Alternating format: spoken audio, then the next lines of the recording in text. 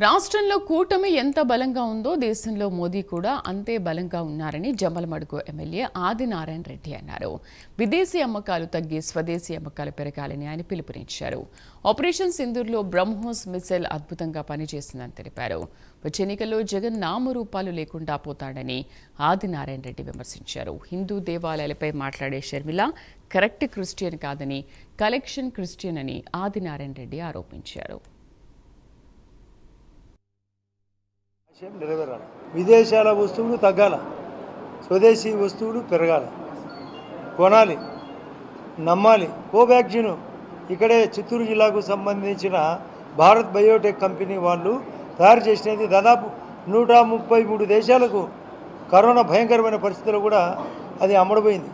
ఒక 33 దేశాలకు ఫ్రీగా ఉచితంగా కూడా ఇవ్వడం జరిగింది.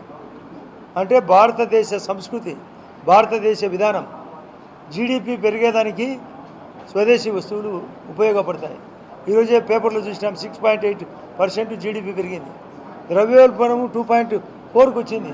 అంటే దరిద్రం తగ్గింది, మంచితనం పెరిగింది. ఇది ముఖ్య ప్రధానమంత్రి గారి ఆలోచన. వికసిత భారత్, వికసిత ఆంధ్ర.